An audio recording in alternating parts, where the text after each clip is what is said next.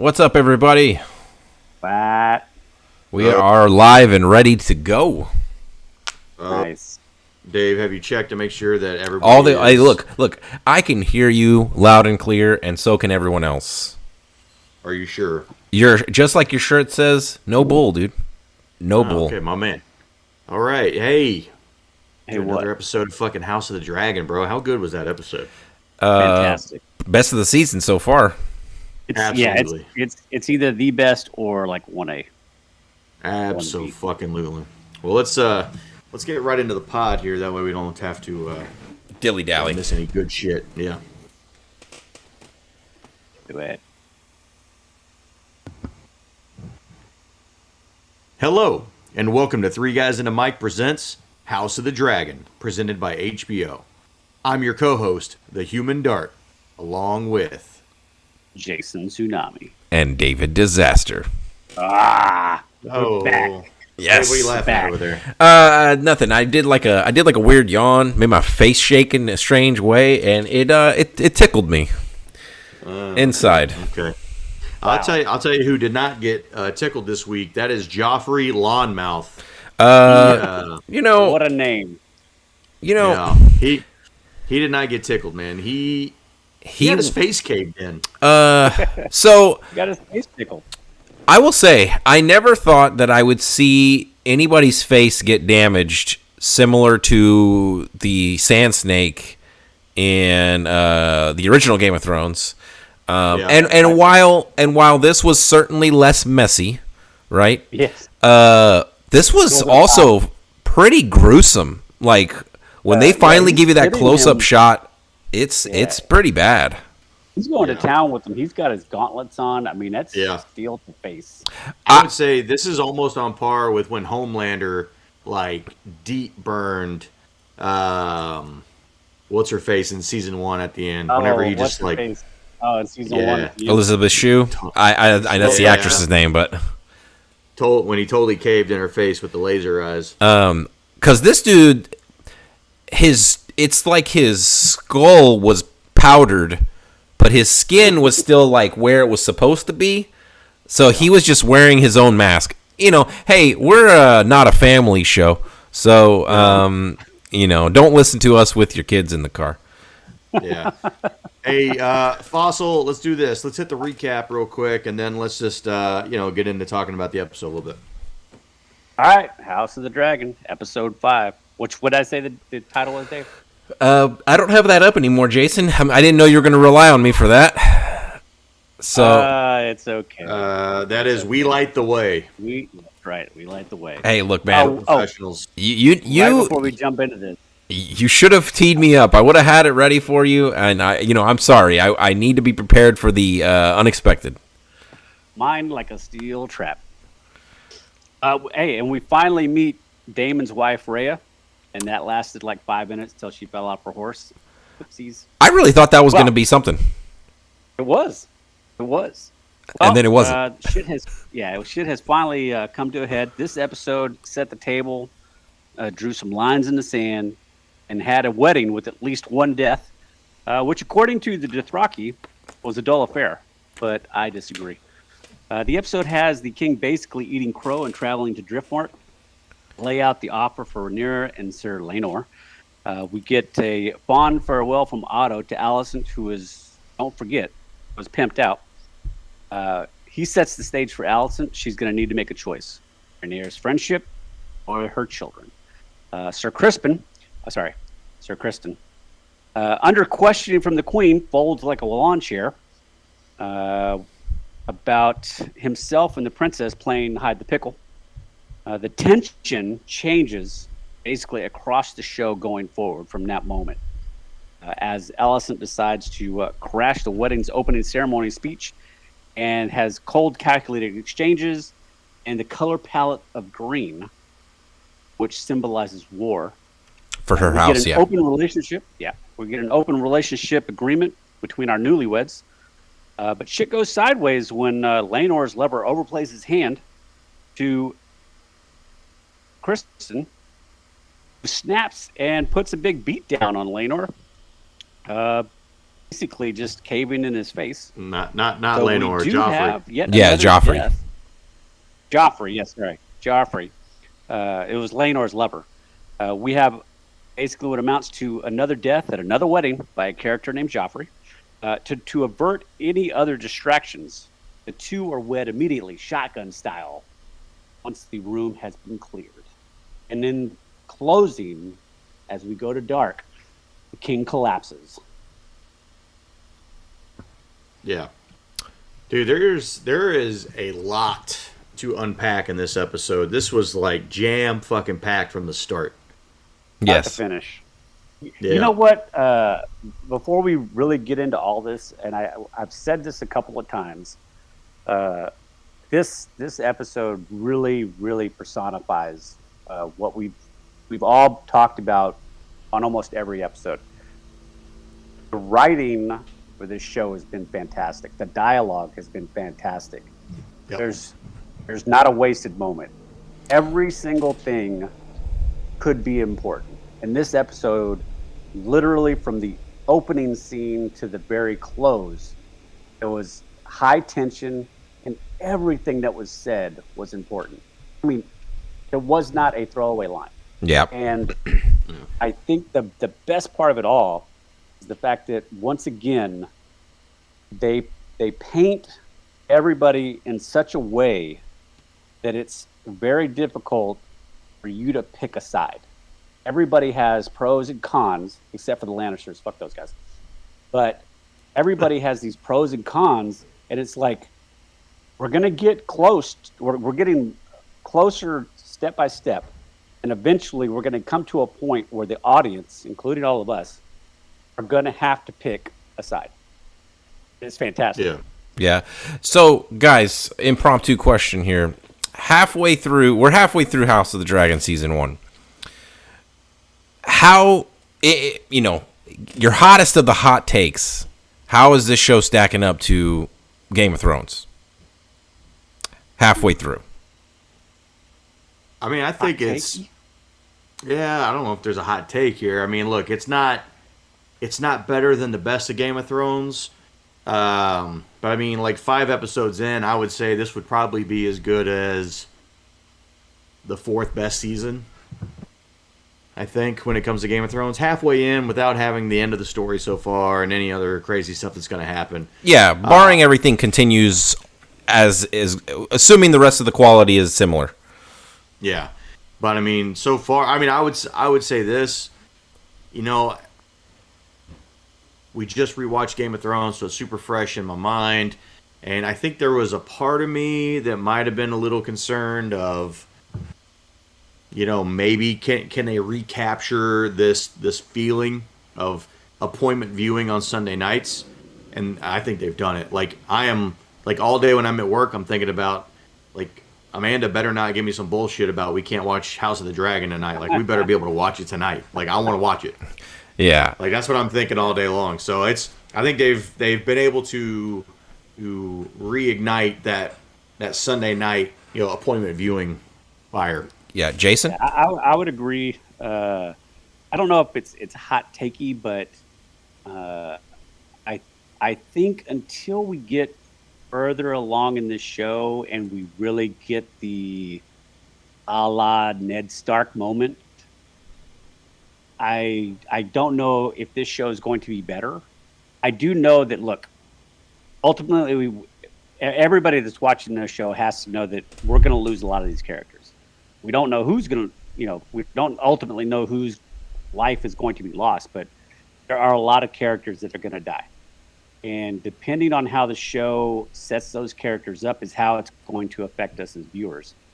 And I have to admit that at this point, like, I can't think of any character that I want dead yet. Even the ones that are being, unscrupulous. Like I'm not ready for Otto to die. No. So I mean, like I said, I think the show is doing a great job. I don't know if it'll ultimately be better than Game of Thrones, but this could rival it, depending on the oh shit moments we get going forward. Yeah, I mean, my take is I'm kind of somewhere with where Josh is. I think this, obviously we're halfway through, so it's not a full take, but I think this isn't. This is definitely nowhere near the worst seasons of Game of Thrones. I think this is. I think anyone who had any apprehension about Game of Thrones after 8 seasons of it and thought, it's done, Game of Thrones is done, like whatever, blah blah blah. Well, you remember, going into this season, there was a lot of people out there. Well, I'm not going to watch that, or I'm going to wait and see. And season 8 ruined it for me. Like, look, fuck out of here. Yeah, if you're one of those people, or if you've been on the fence. Honestly, you shouldn't be listening to this podcast because we're spoiling everything. But if you're one of those people that are even on the fence, like we're halfway through. I mean, there is no signs that this show is not up to the challenge. It's the source material is finished. Yeah. And the cool part is like everything they've kind of added that is not in the source material, right? Like all the little nuances and stuff like that. Dude, it's so good. These characters are so well crafted. And one of the things, it's funny you say that about the stuff that's like added nuance, right? So in the books, I was reading this is Rhea, Damon's wife that's over in the Eyrie. Right, she in the book they say she fell off her horse and caved her head in, but there's no further detail given. Right. I was just guys, the guys that wrote the show are like, that's a strange detail to be written down in the book, like that she fell off the horse and her head was caved in. Yet there was nothing else additional given to that, and so that's why they wrote in the additional piece of Damon grabbing the rock. Yeah. To what Josh just said, I think that's the kind of the cool part about this. Yes, there is source material. The source material is written as a historical storytelling. It's not 100% fact. It's not like it was in Game of Thrones where you're creating a show based on source material that has line for line. So there's things that are open for interpretation. And I think the really neat part of it is that some of the things that have been changed, you can easily explain as, like, there's no way a Grand Maester who is writing this down is going to write it down that particular way of it happening and end up, in the guillotine. Like, say they knew that Daemon killed her. There's nobody writing that down. You know what I mean? So that's why you would have, say, in the historical text, she fell off the horse and her, skull was crushed. Because just nobody just the way going they to write. explained it. Yeah, and there's nobody that's going to write Daemon, even if they knew. So I think it's really neat that they have this freedom to kind of fill in some blanks the way they see fit. Yeah, So I love this show so far. I look forward to this every Sunday, and I'm gonna be super sad when the season's over, but I'm 100% convinced, unless it ends like in a emotionally devastating way, right? I'm gonna binge the season over again, like right away, after it's done. So, yeah.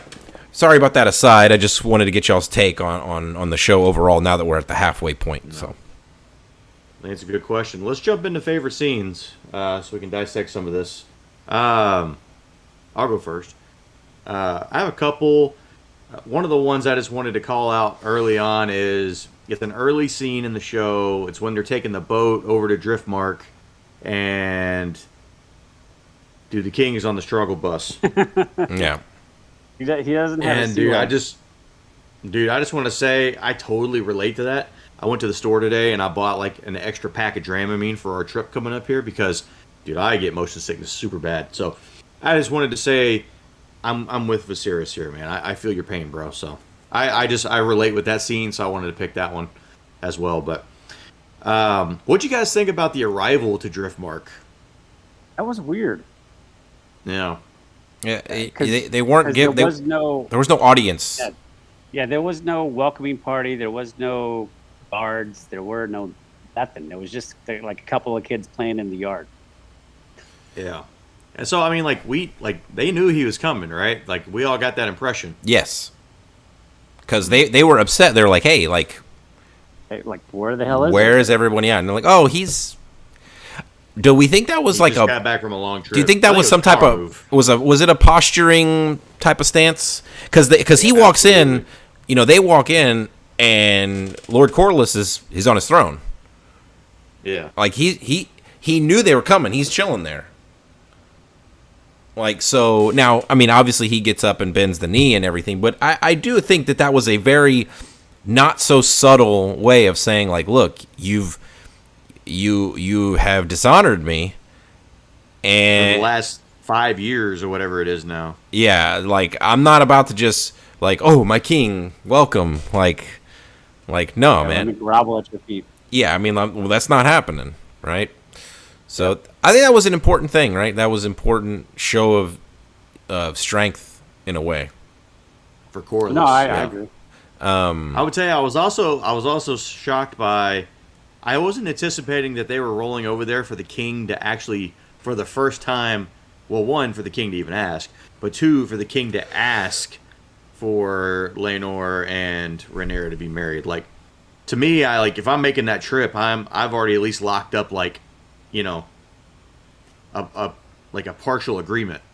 Yeah, I think that just underscored what I think the intention is that they have not been on speaking terms since he shunned his daughter. Yeah. And then he went off and did the war with Daemon against the Crab King. So I think this was maybe I don't know exactly, but maybe this is the first time that they've been face to face. Yeah. I think the importance This of him this extending an olive branch. Yes, I think the importance of the king showing up directly was the weight behind the offer. Josh, you're a salesman, and I was in sales for a while as well, and when you're trying to land that really big deal, you want the customer in the store, right? You don't want them over the phone. Yeah. Like, you can do it over the phone; it's not impossible, right? But there's more. You don't have them already in the store, so you want to convince them to come in. Like, hey, come in, talk to my guy. Let's do it. And I think that's kind of what the king was doing. Is like, look, if I send a raven, one, I don't know if the raven's going to get there. I may not. He has time to really talk and discuss and like bend me over. Like, I'm just going to go there. I'm going to hit him with it. And, I'm just going to put my nuts on the table. Say no to my face. Yeah, I put my nuts on the table and let's try to land this deal. Now, but I do also think it was a way to as an olive branch too. But I think it was a two-pronged attack there. It's extending an olive branch, but also like you ain't gonna say no to the king's face as easy. Yeah. A scene I liked. Well, that was one of the scenes I had. Yeah. Go ahead. Yeah, a scene I liked, and I'm pick this one because it's like a least popular one. So I want to make sure I leave some stuff for you guys. I think it, like, in hindsight, it ended up being really important, and that's the scene with Rhaenyra and Sir Criston, and that's Sir Criston kind of pouring his heart out there, right? And dude, I honestly did not see that coming. Honestly, no. I thought it was very obvious that Rhaenyra was like I'm just sleeping with you. That's how I think Rhaenyra took that situation. But Sir Criston, he was love struck, right? You know what? Just not to interrupt or anything, but I really thought it was going to be the other way around. I did too, and that's why I like it so much. Yeah. Yeah. I believe they do. I believe Joffrey. Was it Joffrey who gets killed? The lover. Yes. Yeah. He uses a term when he describes Sir Criston, but I don't remember specifically what it is. But yeah, dude, Sir Criston is telling Rhaenyra, like, look, I've already like broken my vows. Like, let's go run away, get married. Let's do all this, that, and the other. And Rhaenyra's like, bro, I'm about to be queen. Like, yeah. Like, she's like, look, I may talk shit about my duties, but I mean, look, they're still my duties. Like, I got to do it. Dude, Yeah. The line that seals the deal is she's like, "I am the crown." Yeah. Yeah. Like, And But it is his strange heart how oblivious she was to his feelings, though. Like, she thought he was going to be 100% okay with just being like, love sausage. maybe friends with benefits, right? Yeah. Like, I think she man, cares he's about him. About that life. I mean, I think she cares about him. I don't think she's like, I don't want to make it seem like I think she's insensitive to him, but she definitely did not foresee him being like this attached. Why? I think she's been in the political game for a long time, right? So I think she's a realist at this point. She's realizing, like, look, I can't marry this guy. Like, I have to marry somebody of equal Value or whatever you want to call that. title, Standing. right? Whatever it is. Yeah. And so, like, I can't marry this knight. And so in her head, she's already like, well, yeah, duh, that makes sense, and I accept that. And in his mind, he's trying to figure out, like, he understands that, but he's trying to be like figure out how to go around that. He's trying to be like, in my opinion, he's the classic knight in shining armor, like hero, like yeah, he's like, we're in love, I can whisk you away. Like, dude, with what? Like, realistically, how would that even happen? Like, and to your point, Josh, I think she's just living in reality. Like you didn't like, in her mind, I feel like she thinking like, did you not realize this was never going to be a thing, even from the word go? Like, this was never going to be a thing. I almost thought she was going to say, like, you realize the only reason anything happened is because you just happened to be, like, close. I think that's what it was. I think he just happened to be there. Yeah. I mean, I'm not going to understand. She was already interested, but then yes, exactly. But then she was also revved up. Yes, she was ready to go. But that ended up being, as we will talk about, I'm sure, that ended up being a really important scene because that dude was soul crushed. He was devastated, and that messed things up pretty bad. Yeah, it did. What you got? My favorite scene. It's going to be a giveaway on my favorite character for the episode as well. Is the scene where Damon is sitting at the table and Royce makes the accusation where he says, so good. Yeah, where he says something to the effect of, people have to answer for their crimes, the veil or whatever. And he's like, what are you talking about? And he says, do you have to confess something? Yeah. And he says, oh, no, I'm accusing. And he's like, oh, well, you know what? He just laughs it off. And he says something like, he says, you know what? I'm glad you're here. It's just a matter of inheritance to discuss. And that dude's face is like, what are you talking about? He's like, huh? He's like, yeah. She was supposed to be the rightful heir of Runestone, and if we had she's supposed to receive all this. He's like, so all that stuff goes to me now, right? And that dude's face might as well have just melted off. Yeah, because he realizes Damon's right. Yeah, and he basically just signed his own death warrant. And nobody can prove what happened. It's not like Littlefinger throwing old Lady Aaron out of the moon door, and at least somebody else saw it. Also, Bran the Broken ain't here. He can't go back into the past and look at nothing. So, you don't have a get out of jail free card, sir. Dude, I thought he was gonna pull a dagger on Damon right then and there. Yeah, that was a great fucking part, though. I mean, again, like, it's an odd numbered episode, so of course Damon is showing up strong in the writing this time. So when he enters, it's like a boss. Like, he just walks in and everybody just hushes, and the king doesn't even know what to do. He's like, "Get this man a chair." Him a chair. Yeah. He's not gonna fight the fight right now. Yeah. I will say, haircut didn't look as bad this week as it did last week. I think maybe I had a week to adjust to it, so it wasn't too bad. He's looking good. I think we're pussyfooting around the obvious answer, which is the wedding scene. But before we dive into the wedding scene, I do want to bring up one other scene, and that is Lady Alicent and Sir Criston. So, yeah, that was going to be my second. Yeah, so, Lady Alicent, she gets a visit from the son of the Hand, A little earlier in the episode, Laris, Laris, one of those pronunciations. Yeah, what's God damn it. Strong. Hold on. Strong. Gosh darn it. I'm sorry. Laris Strong. And this dude he's on a cane and he is not physically strong. So of course he is the mentally strong guy. He's the little finger. He's the little finger. He's the whatever, right?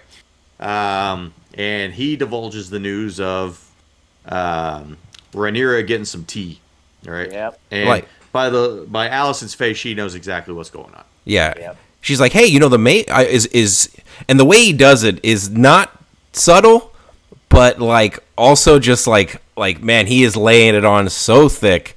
He's like, oh, is Rhaenyra okay? Like, is she doing all right? Because the Grand Maester himself brought some tea to her the other evening, and I just want to make sure she's okay. Yeah. Yeah. And so she brings in Sir Criston to kind of question him on the comings and goings of Rhaenyra, having no idea that what she was going to get. Because she's still, at this point, she's, I think, sold that it was Daemon. If it was anybody, it was Daemon. Yeah. And, dude, I'm sitting here, I'm watching this scene happen, and she's questioning. And I know he's going to fold like a wet paper bag. Dude, I got my hand in my head, or my head in my hands. I'm just like, dude, don't do it. Shut up. Don't say a fucking word. And then he stands up. Yeah, it was me. I was like, oh, dude, you fucking idiot. As soon as she says, there's a rumor going around. Dude, I knew. Rhaenyra, and she doesn't say the name. She just says, and there's this long pause, and you're just like, yeah, this is it. Dude, because he's going to blow it. I knew right when he walked in the room and she starts going down that path, I'm like, this dude is going to confess to something that he doesn't. He's got that guilt. He's got a ton of honor. Yes. Yeah. And he's like, all you have to do is just, if you could just sentence me to death, if you could just mercifully sentence me to death. A fast death, yeah. And I'm just like, you're such a bitch, dude. Like, you have just, like, honestly, that alone might be the catalyst for the war. Like, not in and of itself, but like that fully turned Alicent, in my opinion. Like, that was I don't want to say the heel turn, you can use wrestling terms, but like, that was the straw. That was definitely it. Like, I think if he would have just kept his mouth shut right then and there, I think Alicent would have just begrudgingly pushed it out of her mind. Yeah. But after that, it was over. Yeah. And now, dude, it's going to be... man, it's going to be brutal. And then she's keeping him alive. Yeah, for something else. Like... the wheels are turning now. Yeah, that's one of the questions I have later, but... I think she's going to get her dad back in the fold. Do you guys have any other scenes before we dive into the wedding scene? No, I figured we would talk about that as a group. Jay? Nah, I'm good. All right, so we obviously know only bad shit happens at weddings. Yeah. And, dude, they do such a good job of building tension throughout this whole thing. Like, like Jason was talking about earlier, like Daemon walking in, kind of like a little bit of a boss, right? Interrupting the show a little bit, and you're like, oh, no, okay. Something's about to happen. And then the king goes into the speech, and then Alicent comes up to the door wearing green, which we are told, as she's walking through, that has the color of war from where she's from, the High Tower, I believe. Old Town? It is. Old Town. Yeah, sorry. Color of war from Old Town. And so it's like, it's very clear. And then she addresses Rhaenyra so cold. I'm so happy for you, stepdaughter. Yes. So, brutal. And so you're sitting here thinking the whole time, like in my head, I thought she was going to fucking, like, rat her out in front of everybody about, Moon tea. Before she could marry Sir Lanor, like, being a whore or losing her dignity. I don't know. However. No, man, look, she is her father's daughter, and she has learned a little bit more cunning. I think she is going to go. Hey, this is information is power. Yeah, I think this has turned Alicent. Because her dad had a serious talk with her prior to this. Like, look, you got to open your eyes. Like, if this goes down, your kids are in danger.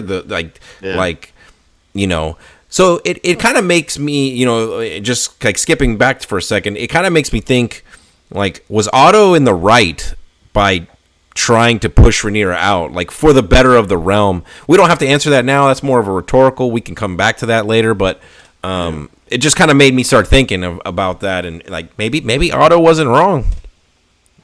Yeah, there's a lot happening in the throughout the, and this is just like the pre-party for the wedding. It's going to happen in 7 days, but there's a lot of stuff going on here. We see Sir Lanor and Joffrey talking, and Joffrey just by perception has kind of spotted that Sir Criston is probably the guy that Rhaenyra is soft on. Yeah, and correct, and he's correct in that assumption. Yeah, and very, very cavalier, goes over to Sir Criston and, kind of puts their business out there a little bit. Yeah. And now, not before we get to this beatdown. Yeah. Did you at all pick up that he was overstepping his bounds? And I mean, ultimately he did, but like in the moment, you're like, okay, so I can see how this is going to work. When I'm watching it, I'm like, okay, well, look, he's just telling him that he knows, and he's sharing this secret between him and Criston because they're the two side pieces, third parties. Yeah. Yeah. I think if this is like an M. Night Shyamalan movie or Saw or something like that, where maybe you go and you see Joffrey have this conversation with Sir Criston, and you didn't see the conversation on the boat, and you didn't see the conversation he had with Lady Alicent, and you think everything is kosher and he's cool with being a friends with benefits, right? I don't think Joffrey oversteps at all. But when you factor in the stuff that you already know, right, that he was spurned on the boat, that he thought he was going to die talking to Lady Alicent, and so now what must he feel like not knowing, like, his life is in the balance, right? Well, for him, his honor is so high. It's super important. And this dude comes over and he's just like, just throwing it around like it's nothing. And it's like everybody fucking knows. Yeah. Yeah. And then he buddy pats him on the back as he walks away. When he hit him with that buddy pat, I was like, I didn't think, okay. I didn't know that was what was going to go down, but I was just like, that's probably a bad touch. I thought that would come back later. I was like, oh man, they're going to have tension later, and maybe something bad happens to them down the road. I didn't think Homeboy was going to die right there. Like, because when everything started happening, I thought it was the Lannister. I thought the Lannister had started something with Sir Lanor. Yeah. I did not know. Like, when to what you're saying, like when the ruckus starts as Daemon is holding Rhaenyra's face like they're about to kiss. And like, that was intense. What is like, going on? So for a minute there, I thought somebody was fighting Daemon. So did I. And everything is, people are getting shoved left and right, and it's a mess. And you're just like, what the hell is going on? You feel as though you're the king because he is acting like you're trying to figure it out as well. He's like looking around. Like, what the hell is going on? Nothing I planned goes right. And then, the hand, the new hand, very astute because he looks at Viserys, and then he sees Viserys is kind of figuring out, like, doesn't know what the hell's going on. So the hand looks over at his guy, like probably one of his top men, gives him a nod, and he goes snatches up Rhaenyra. Like, we got to get her out of there. Fuck out of town. Yeah. And the new hand, that's Lionel Strong. He's a solid dude. So far. And we don't know who does it, but whoever ultimately suggests to the king, like, hey, look, we can't wait 7 days. Like, you saw what just happened. Like, we got to clear all these people out of here, and let's seal this deal right now. So once the crowd starts dispersing, right, and we see that it's Sir Criston on top of Joffrey, turning that dude's face into mashed potatoes. What's your first impression? Like, what's your first thought? I thought I was kind of taken aback because I again, from my perspective, I did not think, when I take into how you presented it, I can see it. But like in the moment, I was just like, what the hell is Kristen doing? I thought Sir Kristen was going to get arrested. Like my initial thought, because I'm like, dude, everyone at this thing is are nobles of some, are like, like these aren't commoners. So like Sir Kristen is just putting his hands. Now I get it. He's a king's guard, right? So does he get the benefit of the doubt a little bit? I think the answer is yes, right? Because or at least from what we can tell, he gets the benefit of the doubt. But I was like, man, is nobody gonna pull him off of this dude? Like this, It's obvious. It's obvious. Like after the third or fourth punch, he's not gonna stop. Yeah, somebody should have stepped in. But I guess again, he's the personal guard to the queen, to soon to be Queen Rhaenyra. So it's like, I guess you just can't. He's probably untouchable, right? Like for the most part. Yeah. I was disappointed in Viserys not pulling a Robert Baratheon and yelling out like calm your, yelling out to everybody to calm the fuck down, right? Yeah. Now, granted, I mean this is really the first episode though where we've seen he was weak, not weak in power necessarily, but he is that too. But just weak in stature. Yeah, he just, this dude's missing fingers, bro. Whenever his cousin goes to grab his hands or whoever she is to him, and dude, his little pinky on his glove is flapping. I'm like, holy shit, this dude's missing some fucking fingers. And she's like, are you okay, cousin? And he's like, I'm just fine. I'm like, dude, you ain't fine, bro. You are not fine. You are. That is a clubbed hand. He's like, I'm fine. Yeah. Then, just to go back, reference something Dave said earlier. We see Sir Kristen after the whole thing. He's like, I'm gonna go out by the tree. I'm gonna stab myself, kill myself. And Allison's there to stop him. Yeah. So, I have no idea what that play is for. She's got to be using him going forward. Yeah. I agree. Look, how does... these are questions I have later, right? Which we can wait till later, but I don't know. We'll just wait till later. Yeah. So what about... So, I feel like we just talked about the whole episode like old school, Three Guys in a Mic style, where we just went scene by scene. But dude, they were all so good. This is a great episode. And we're not even, nobody even mentioned the scene that opened the show. Yeah. With Daemon killing his wife. Yeah. Yeah. Obviously, best death this week, Joffrey Lawnmouth. Sorry about it. The only other noteworthy, and I think it's good. I think any other episode it probably wins, but I think the death of Rhea Royce was good just because it was man, it's so cold of Daemon. He startles the horse, right? Yes. And she is paralyzed, because he steps on her arm. You hear it break, you hear it snap. And look here, I'll just jump ahead real quick because I have Rhea Royce as my favorite character this week. She's pretty much a badass, dude. She is giving fucking Daemon no quarter. She is running up and down this dude's ass. Even with a broken back, she's still talking shit. I know when that horse falls on her, I was like, oh shit, dude, that looked so fucking brutal. And then I thought to myself, Damon's thinking in his head, yeah, you're not fucking talking now. And then she starts fucking jabbing again whenever she's like, I knew you couldn't finish. Yeah, she goes, yeah, I knew you couldn't finish. Oh. And look, I think if she'd have said any other insult, that I don't think he'd have killed her. He'd have just left her there, paralyzed, right? But I think because she hit him where it hurt, right? Because he's obviously got issues there. He was like, all right, well, I'm just going to cave your head in. And he doesn't pick up a boulder. No, he picks up a rock there's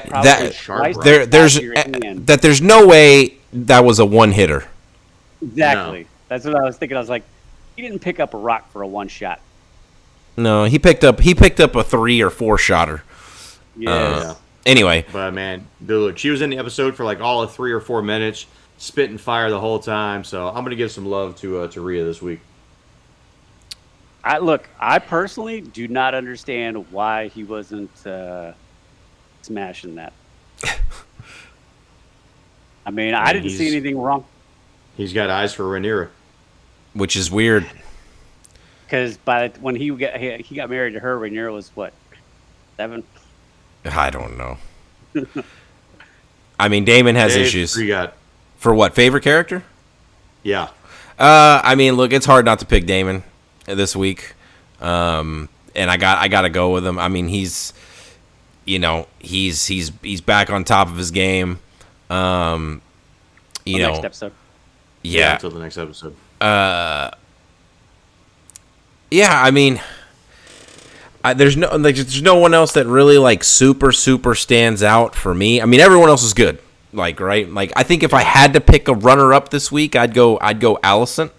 Because she seems to have like really woken up, and I think she's ready to really throw down. But Damon, I think was the highlight reel this week. Yeah, my vote is Damon. Not only did he open the show by killing his wife, he stole the show at the wedding with his dialogue back and forth with Royce. And then the fucking inheritance comment. Oh, yes. No. And then he's like, maybe I'll see you there. The cherry on top of everything that was done, and I don't know if you guys picked up on this, but dude, he totally throws down game on the daughter that was supposed to marry the king. Yeah. What's her name? Rhaenyra.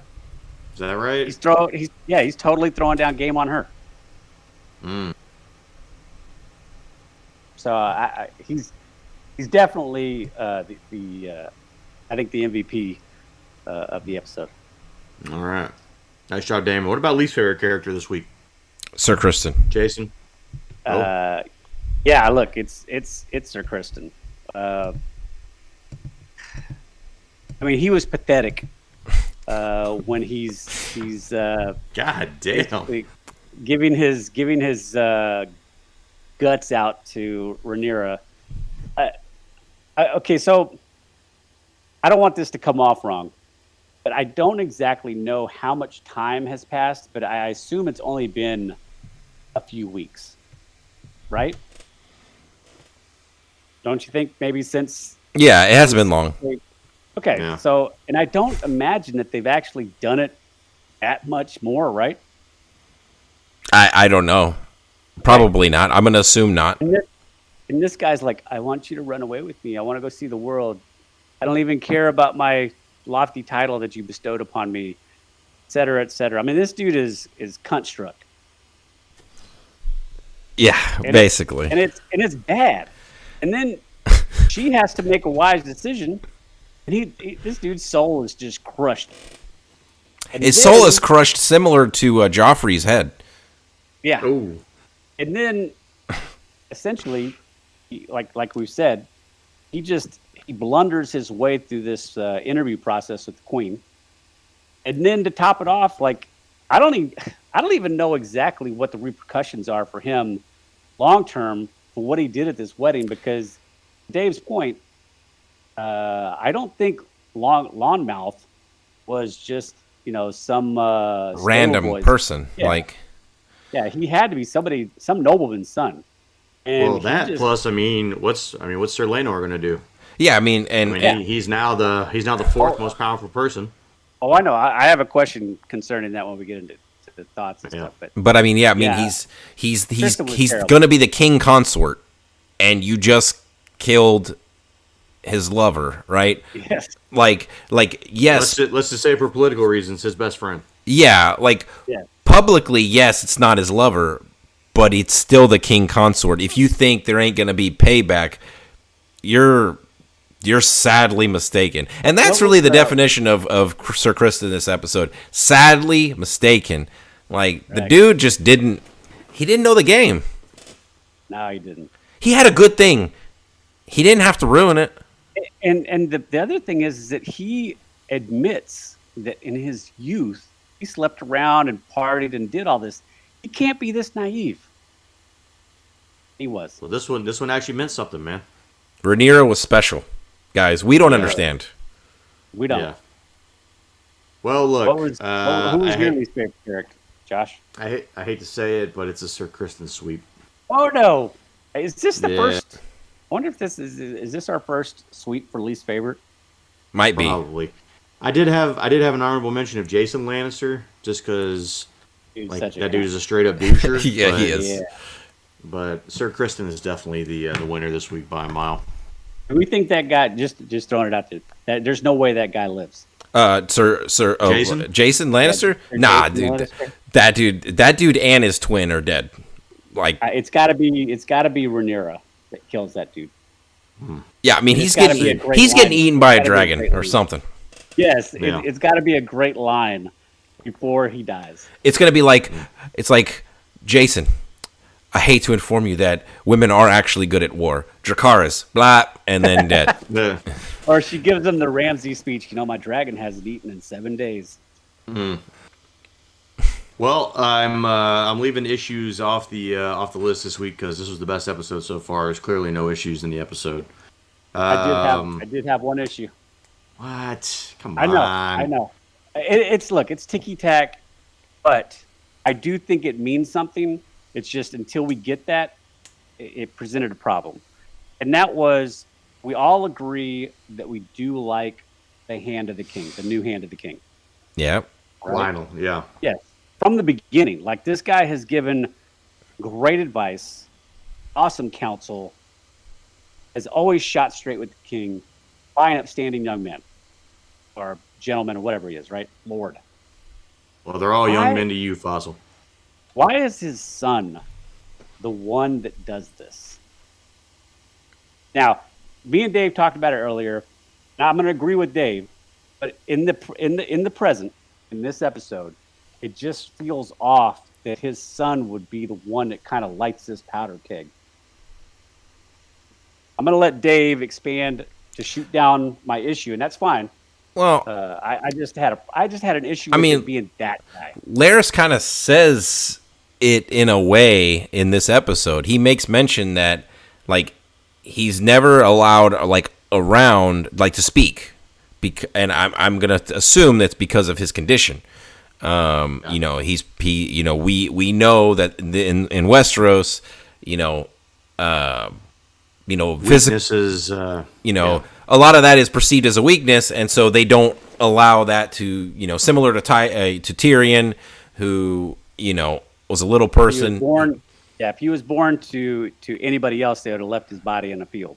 Yeah. Yeah. So, and, I assume, Laris's condition, that kind of keeps him on the sidelines a lot. And he says that in the episode, and because he says he ends up having to listen. And that's where he leads into explaining to Alicent what he heard or whatever, what he saw or whatever. Yeah. And I think it's a lot of pent up frustration with his father, or with basically the whole situation, that he gets left out. Life. Yeah, he gets left out constantly, and he's just like, you know what? If I'm gonna be left out, I'm gonna stir this fucking pot, and I'm gonna get my way in. I'm gonna find a way in regardless. So he sees an opportunity, similar to a Littlefinger. He sees an opportunity, and he takes it. So I don't disagree. Like I said, I just up to this point, I really liked the Hand of the King, his character since the beginning. And it was just, I don't know, maybe it was just for me, it was just a little bit disappointing that his son is the one that did this. That's all. Hey, man, you can't choose your family, bro. Correct. All right, that was the only issue I had. Josh, right. What you got? Just a couple questions. I think this is one we've alluded to multiple times. What's next for Sir Kristen? Man, that is a big question mark. Is there apparently no crime in killing somebody, in that manner? We've only seen up to a few minutes after this thing happening in terms of Sir Kristen's life. So, but now keep in mind, and we guys, do know that this is the episode. The next episode is the jump.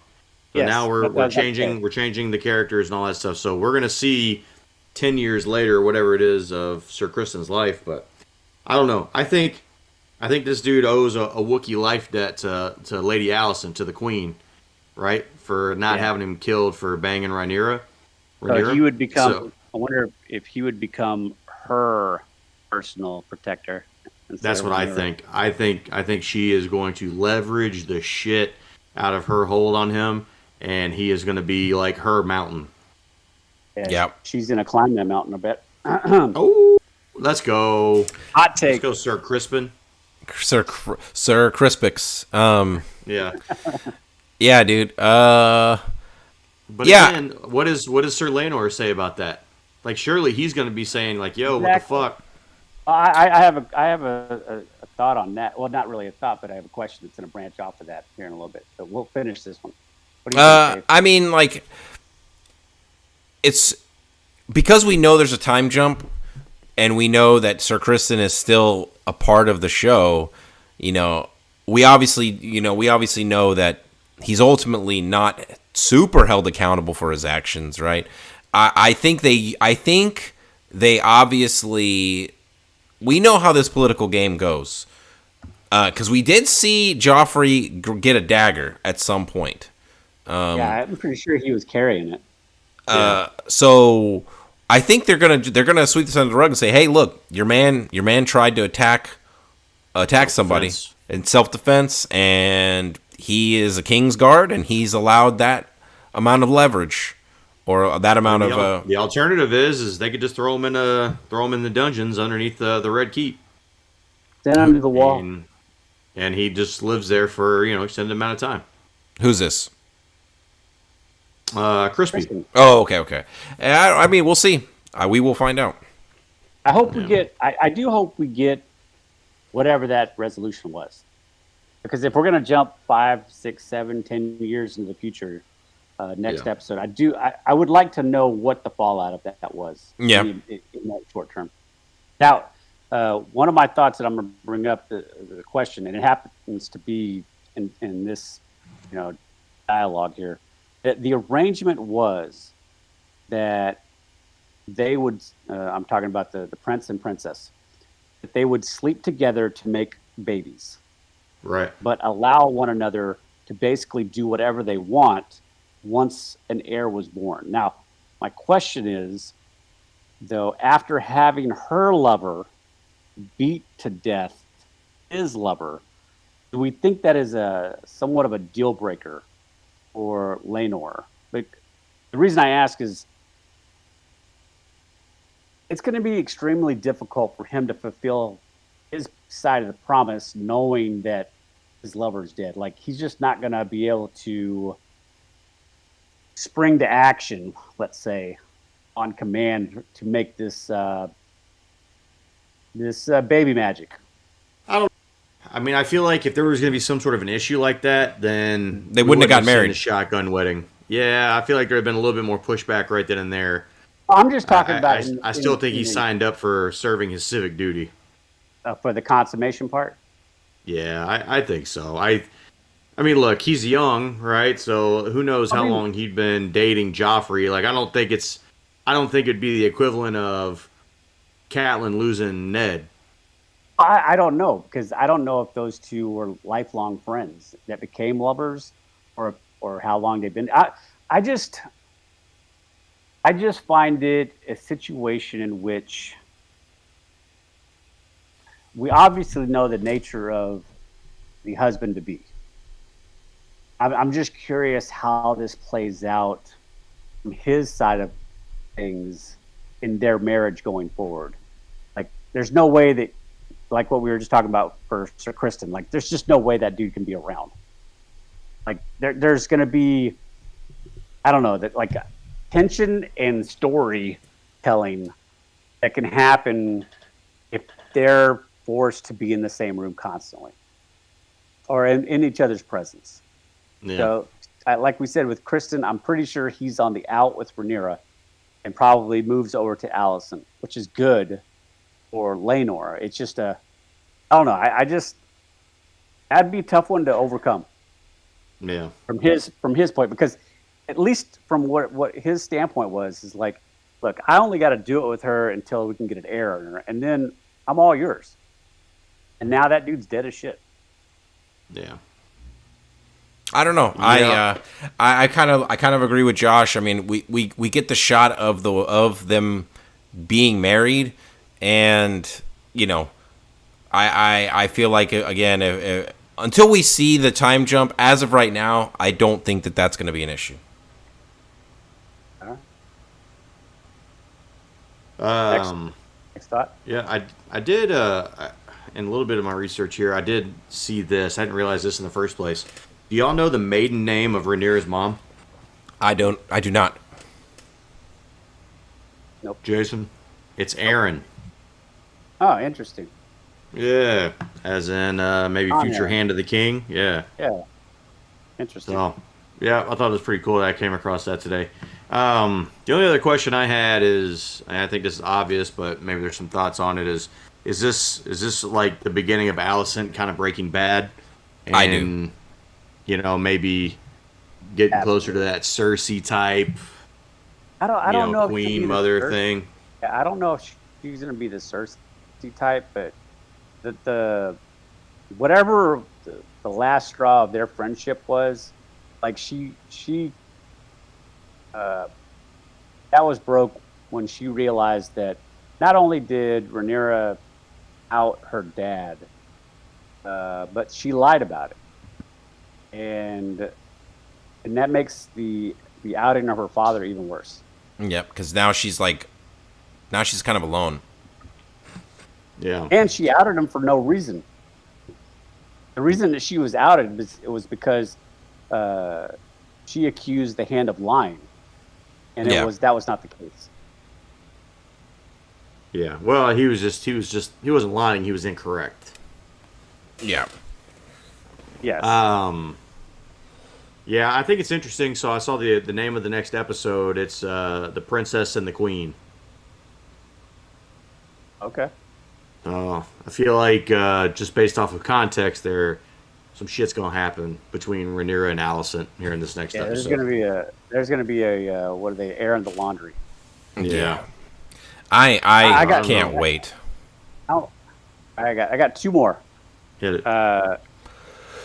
I know how the first opening scene with Daemon plays out, but do you think he went there with the sole purpose of doing what he did, or was it an accident that kind of unfolds in front of him, and he's just like, well, since we're here? I don't know. I don't think it's an accident, because why wear the cloak? Yeah, I agree. The cloak kind of gives me the feeling that at least this was premeditated. This in was some fashion. Yeah, maybe he didn't know it was going to happen right in that particular moment. But I think he did come to handle that. Like I said, the only reason I asked is because the way it plays out is kind of like, what are the chances? I agree. When you think about it a lot, it's like, so he knew she was going to come this way. He knew she was going to be alone. He knew he was going to be able to startle the horse. Like, if you do sit there and you really, really think about it, it is super, like, Daemon is super lucky. But well, I do think, and that's the reason why I posed the question, because there is an off chance that maybe he didn't plan this exactly like that. Like, maybe he went there and he was just like, I'll just wait till she gets off the horse and then I'm just going to kill her. Or he gets a way to make what happened happen, and he's just like, Jesus Christ, like, this could not have happened any better. He's like high-fiving himself. Yeah. It's an interesting, I will say this, and I was talking to Dave earlier today about this. When you've watched all of Game of Thrones, I think like I've said before, I think I've seen the first 5-6 seasons like 6 or 7 times. And you start watching the show, like, every single thing. I feel like I have my tinfoil hat on, trying to dissect everything that happens. So it'd be interesting, like I said, to see, if that was the way that Damon thought it was going to play out, or he was just like, it's raining over here. It's raining rainbows and gold pots. I can't believe this just happened. Yeah. What's that last one? My last one. Otto's theory that he tells Alicent. Basically, he lays out, once the king dies, half the kingdom will go to war to name Aegon king. And Rhaenyra would end up having to kill Alicent's children. Do we think that's actually the way it would play out, given what we know up to this point about the players involved in order for that to happen? Or was this his last manipulating shot? I think Alicent to push the Aegon as king narrative. As of right now, I personally think that Otto believes what he's saying. But if you're asking me what I believe what something Lord Corlys said in the episode. Like, bro, like between the Valerians and the Targaryens, we have all the dragons. Nobody's gonna fuck with us. Correct. Like, not only do we have between the two of them, if they unite the houses and everything goes as planned, we have all the dragons. We control all the sea because we have all that. We are the Navy. We are the Navy. So we have the air and the sea, and at minimum half of the land forces. Yeah. So, we win. Basically. Yeah, I do think. I mean, look, power can change somebody, right? So, like, if we're talking about Rhaenyra today, do I think she would want to kill Aegon? I don't think so. She gets the throne. There's an immense amount of pressure, and the easiest way to ease all that is to make Aegon go away.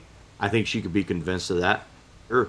I mean, we saw, in Lord of the Rings, excuse me, and in Game of Thrones, I mean, we see Cersei going through and trying to round up all of Robert's bastards and kill those. But it turns out to be Joffrey that did that. Yeah. I don't know. I think at this point, Rhaenyra, assuming Rhaenyra and Alicent maintain a good relationship, like if Sir Crispix, look, if Sir Crispix wouldn't have opened his mouth, right? Yeah. Like, I think there's a path. There was a version of this that where Alicent supports her. Yeah, where Alicent supports her and say, look, no, I support her claim. These are just her. This is Aegon. Swear, and like we swear Aegon to the Kingsguard, like as a way of show of faith, right? He has to remove all his titles. Like, he can't be heir. He's a Kingsguard now. And like there's a version of this that doesn't end in bloodshed. We know that that's not the case, though. No, I agree. Just based on the things that we have seen, I just don't see if Alicent plays the path that she's been up to this point. Like, she tells her father, like right then and there, like, if you hadn't been pushing this stupid Aegon and its king narrative for so hard, like, this wouldn't have happened. Like, you wouldn't be where we are right now. Yeah, if that's kind of true. I mean, if Otto would have just backed Rhaenyra's claim to the throne, maybe there wouldn't even be an underlying tension. Because he's also not like defending her claim behind everyone's back, and that's part of the problem. I do believe, like to Dave's point, like just based on what we've seen right now, the king dies, Alicent backs Rhaenyra's claim. If people in the kingdom have a problem with that, say the Lannisters, well, you just send a few dragons and a couple of boats over there, and that's the end of that. Like, in mere moments, like, it's all over. There is no army Yeah. that's going to just march on King's Landing. Not in this day. Not in this era. Exactly. So, like I said, I just, while I will lend credence to what he said as being accurate in the way that it's probably now going to play out, had you not pushed the narrative and had you not manipulated your daughter the way you did, and had you not left this choice on her plate where it's either keep your friendship with Nera and watch your children die, or push your son to be the king and stand up for what's, what we have accomplished. I just, Otto's the main reason that all of this shit's going to go down.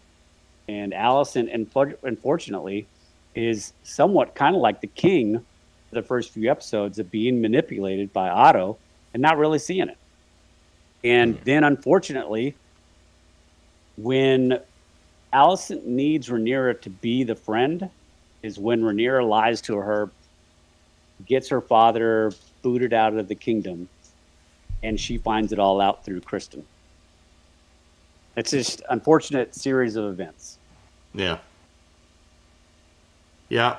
Well, look, man, like we talked about earlier, House of the Dragon has become appointment viewing every Sunday night. Yep. Can't wait. Got to watch it on Sunday nights. Now, the meme game is so strong out in the Twitterverse right now when it comes to just all the good shit about the show. So that's been a fun change as well, because I feel like maybe I wasn't as involved in following some of that stuff. But man, I'm eating up all these House of the Dragon memes out there.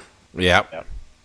So, all right. Well, hey, coming up next week, obviously we have the next House of the Dragon. That's only going to be a 2-man episode. I'm going to be out of town, so Jason and Dave are going to have to hold it down. But that'll be the next episode of House of the Dragon for you guys. Coming up later on down the line, we got finally the next episode of Headbangers Journey. The Metalhead's Journey. Yeah, what did I say? Headbangers Metalhead's Journey. That's what I meant to say. A couple later on, we're going to do a season 1 review of Rings of Power. And hey, look, coming down not too long here in the future, episode 200 of the podcast is coming up. Can't believe it. We got something special planned for that. We'll share that later though. So, hey, if you like what you hear here, give us a like on YouTube, subscribe to the channel, give us 5-star ratings on the pod, all that kind of good stuff. In the meantime, we'll see you next week. Live long and prosper. Take it easy, everybody. Later.